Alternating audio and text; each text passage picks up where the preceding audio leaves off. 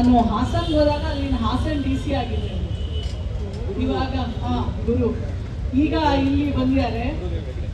ಇವಾಗ ನಾನೇ ಖುದ್ದಾಗಿ ಇಲ್ಲಿಂದ ಹೊರಟಿದ ತಕ್ಷಣ ನಮ್ಮ ಆರೋಗ್ಯ ಇಲಾಖೆಯ ಸಚಿವರ ಜೊತೆ, ಆಯುಕ್ತರ ಜೊತೆ, ಸಾಧ್ಯ ಆದರೆ ನಮ್ಮ ಗೃಹ ಇಲಾಖೆ ಸಚಿವರನ್ನು ಸಹ ಮೀಟ್ ಮಾಡೋಕ್ಕೆ ಪ್ರಯತ್ನ ಮಾಡ್ತೇನೆ.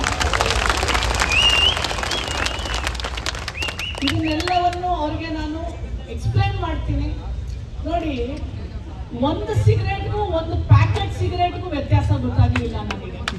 ಅಲ್ಲಪ್ಪ, ಬೇರೆನೇ ಎದ್ದು ಹೊಲ ಮೇಯ್ತಾ ಇದ್ದೆ, ಹೊಲದೊಳಗಡೆ ಕಳೆ ಮೇಲೆ ನೀವು ಹೆಂಗಪ್ಪ? ನಾನು ಹೇಳ್ತಾ ಇದ್ದೀನಿ ಒಬ್ಳು ತಾಯಿಯಾಗಿ, ನಿಲ್ಲಿಸ್ರಿ. ನಮ್ಮ ಮಕ್ಕಳು ಸಿಗರೇಟ್ ಸೇರೋದೇ ಬೇಡ. ನಮ್ಮ ಕಾಲೇಜ್ಗೆ ಹೋಗೋ ಮಕ್ಕಳು ಕತ್ತು ಮುಚ್ಚಿ ಹೋಗಿ ಸಿಗರೇಟ್ ಸೇರ್ತಾ ಇರ್ತವೆ. ಒಬ್ಳು ತಾಯಿಯಾಗಿ, ನನ್ನ ಗಂಡ ಇರಲ್ಲ, ಕುಡ್ಕ ಗಂಡ ಇರ್ತಾನೆ, ನಾನು ಕಷ್ಟಪಟ್ಟು ನನ್ನ ಮಗನ್ ಸಾಕ್ತಾ ಇರ್ತೀನಿ, ಶಾಲೆ ಕಳಿಸ್ತೀನಿ, ಕಾಲೇಜಿಗೆ ಕಳಿಸ್ತೀನಿ, ಕದ್ದು ಮುಚ್ಚಿ ಹೋಗಿ ಒಂದೊಂದು ಸಿಗರೇಟ್ ಹೊಡ್ಕೊಂಡ್ರೆ ಎಡಿಕ್ಟ್ ಆಗ್ತಾನಲ್ಲ, ಅವನ ಭವಿಷ್ಯನೇ ನೀವು ಮಟಕಾಗ್ತಿದ್ದೀರಾ? ನಿಲ್ಸಿ. ತಂಬಾಕು ಸೇವನೆ ಕಂಪ್ಲೀಟ್ಲಿ ನಿಲ್ಸಿ. ಅದೇನು ನನಗೆ ಅರ್ಥ ಆಗಲಿಲ್ಲ.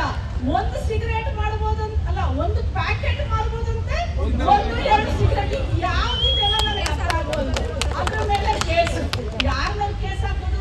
ದೊಡ್ಡ ದೊಡ್ಡ ಕಂಪ್ನಿಗಳ ಮೇಲೆ ಕೇಸ್ ಹಾಕ್ತಿದ್ವಿ. ನಿಮ್ಮನ್ನ ಯಾರು ಹಿಡ್ಕೊಂಡವ್ರೆ? ನಿಲ್ಸಿ. ಆದ್ರೆ ಕಾಂಡಿಮೆಂಟ್ಸ್, ಯಾಕಂದ್ರೆ ಬಡವರಲ್ಲ, ಧ್ವನಿ ಇಲ್ಲ ಅಲ್ಲ, ಧ್ವನಿ ಎತ್ತಿದ್ರೆ ಹರಗಿಸ್ಬಿಡ್ತೀರಲ್ಲ, ಅದಕ್ಕೆ ಅವ್ರ ಮೇಲೆ ನಿಮ್ ದೌರ್ಜನ್ಯ.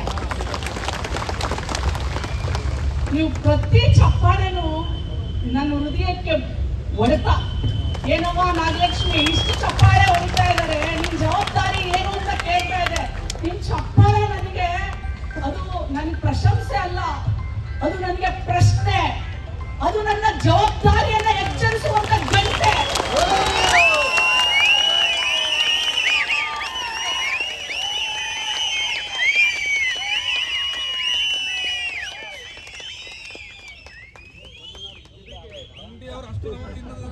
ನಾನು ಇಲ್ಲಿಂದ ಹೊರಡ್ತಾನೆ ಮೊದಲು ಆರೋಗ್ಯ ಇಲಾಖೆ, ನಂತರ ಗೃಹ ಇಲಾಖೆ ಎರಡರ ಜೊತೆನೂ ಮಾತಾಡಿದ್ದು ನಾನು ನಮ್ಮ ಸಹೋದರರಿಗೆ ಫೋನ್ ಮಾಡಿ ತಿಳಿಸ್ತೀನಿ. ಮತ್ತು ಅವ್ರು ಏನ್ ಹೇಳಿದ್ದಾರೆ ಅದನ್ನ ನಾನೇ ಖುದ್ದಾಗಿ ಕುತ್ಕೊಂಡು ಅವ್ರ ಜೊತೆ ಮಾತಾಡಿ, ಅಫಿಷಿಯಲ್ ಸಹ ನಾನು ಪತ್ರವನ್ನ ಬರೆದು ಅವರಿಂದ ರಿಪೋರ್ಟ್ನ ಸಹ ನಾನು ತರಿಸ್ಕೊಳ್ತೇನೆ.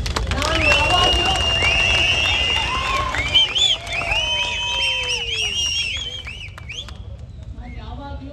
ನಿಮ್ಮ ಜೊತೆ, ನಿಮ್ಮ ಆತ್ಮವಿಶ್ವಾಸದ ಜೊತೆ ಅಂತ ಹೇಳ್ತಾ ನನ್ನ ಮಾತು ವಿರಾಮ ಕೊಡ್ತೇನೆ. ನಮಸ್ಕಾರ.